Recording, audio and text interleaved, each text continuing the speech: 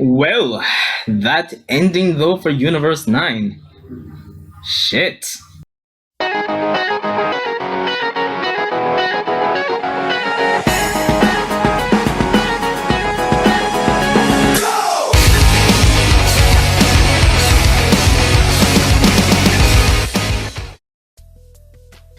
Yo, Sanjay Uche here, people, giving you my review on Dragon Ball Super episode 98.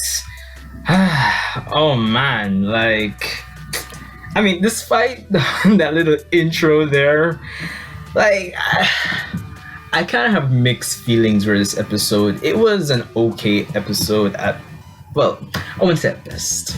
It was okay to an okay plus, honestly. That's my honest opinion on this episode. The formula of this episode, it was set up in a very simple way. We have Goku, and probably about halfway through, we have Vegeta. So Goku and Vegeta versus Universe 9, and we have the destruction of Universe 9 at the end of it. That's basically what this episode is, essentially speaking. And honestly, I think I enjoyed last week's episode, the start of the tournament, more so than this episode. I'm pretty sure if you watched the episode as well, you could probably tell why. As a friend of mine jokingly said, it's probably becoming the tournament of reused animation. Now, let's kind of get into this bit by bit, kind of dissect it, honestly speaking. The first half of this episode, I don't know about you, but I know about me. The first half honestly just felt like it was dragging on to me, honestly speaking. It felt as if they were really stalling for time where this episode was concerned. I know every episode is not going to be like a 5 out of 5, but I don't know, it just really felt like it dragged on to me, honestly speaking. I think that in itself was probably the worst thing about the episode. I mean, there, of course, continuing on from last week's episode, there is a lot of reused animation, especially if you've seen the Goku versus Bergamo fight in the Zen exhibition match. Probably some of the exchanges between Goku and Bergamo in this episode you would have recognized, honestly speaking, and even some of the animations I thought that were introduced in this episode were pretty much reused. Yes, the episode didn't feel dynamic in terms of the fight choreography because of that, honestly speaking. And I know that reusing animation helps save time and helps the animators to, I guess, spend more time on the episodes that will really matter, that will have us as fans, just watering at the mouth. But honestly, no matter what the benefits, this episode still suffers because of it, to me at least. But that aside, there were some interesting tidbits that you could take away from the episode as a positive, honestly speaking. The first thing that was thrown at me, honestly, was the fact that Whis' statement about Super Saiyan Blue.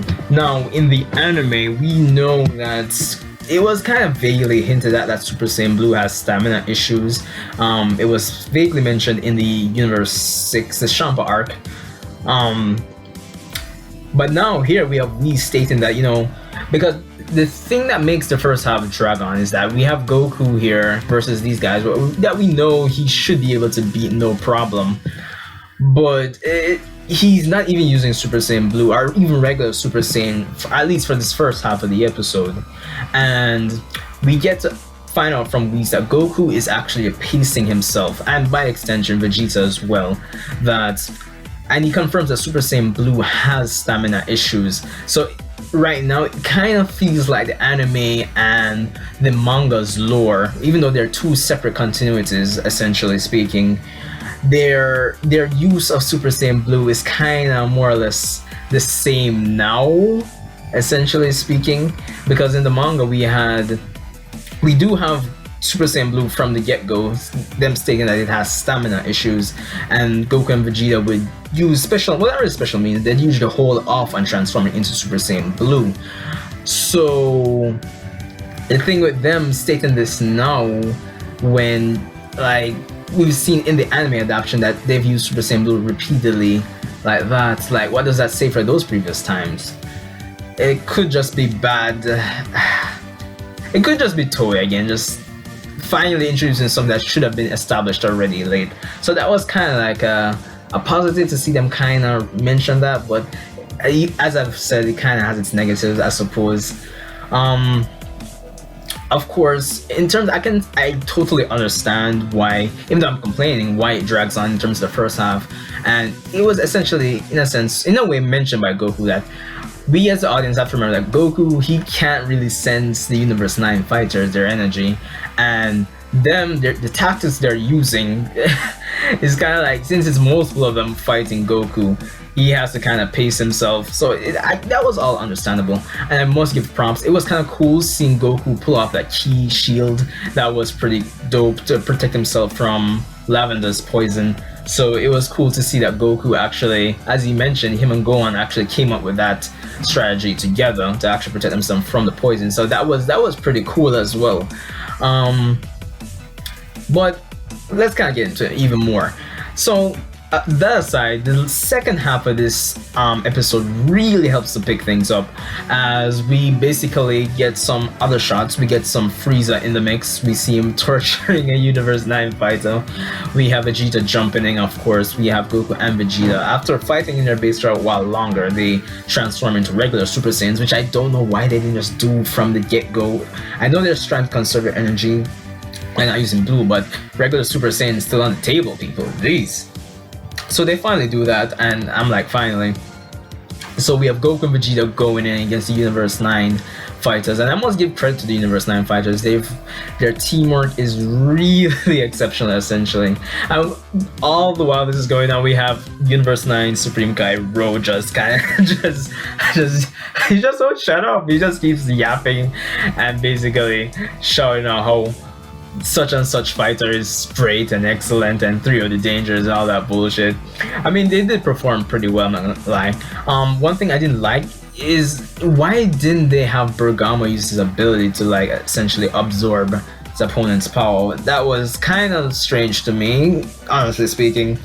Of course, Universe 9 makes a concentrated attack, but we have the reason being for Goku and Vegeta overcoming them is that, and this is stated by Whis, that they were so close to basically knocking Goku and Vegeta off, they basically got sloppy towards the end and tried to hurry and finish it, and Goku and Vegeta essentially capitalized on that towards the end and basically counter-attacked, transforming into Super Saiyan and all these things, knocking a few of them off. We had Vegeta like going brutal, firing the Ki Blast and knocking like two fighters off and knocking this other fighter off by kicking them in the air and just kind of jumping up and hitting them back through the tournament stage.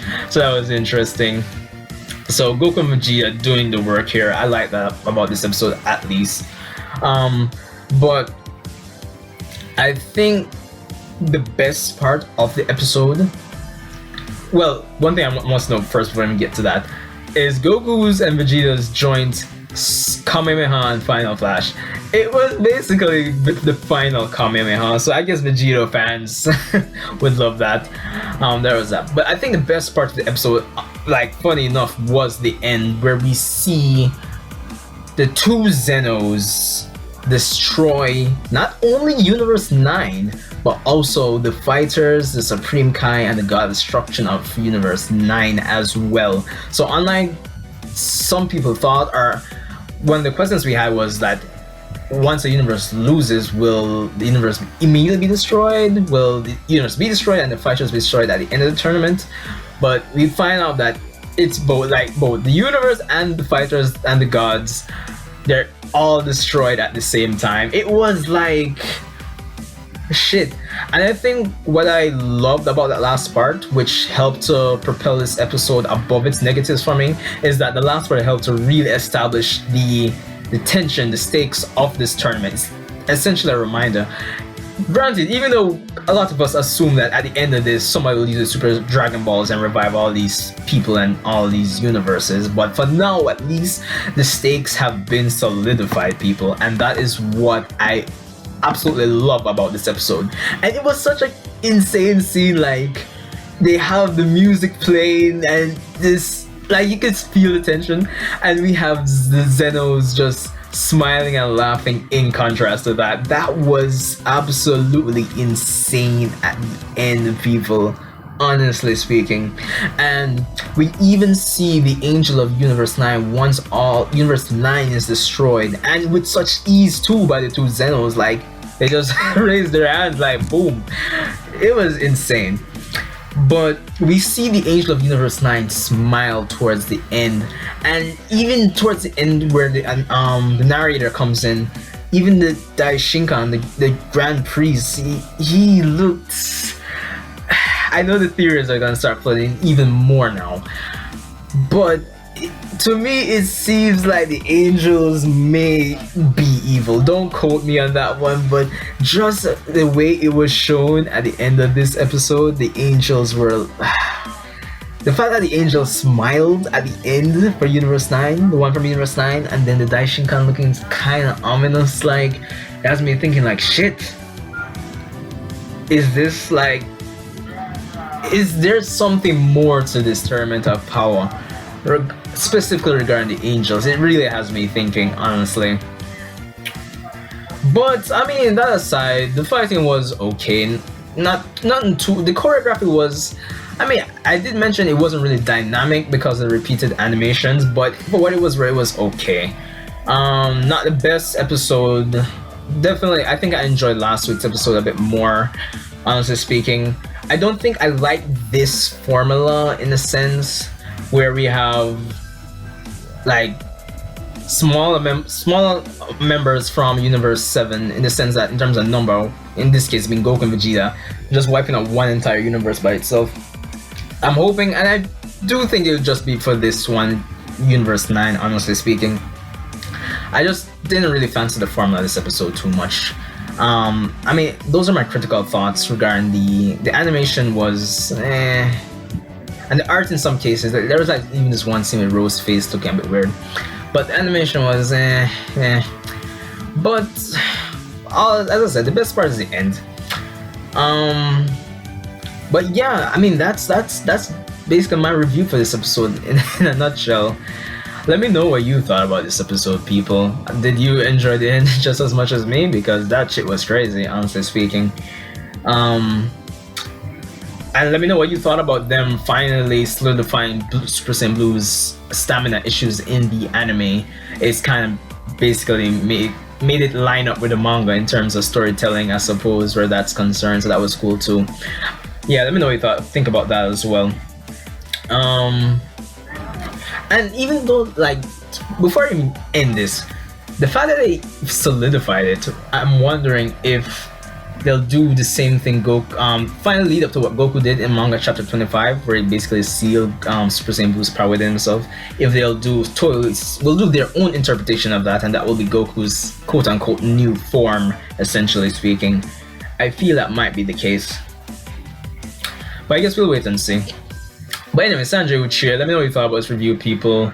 Rate, comment, subscribe, and I'll see you in the next one.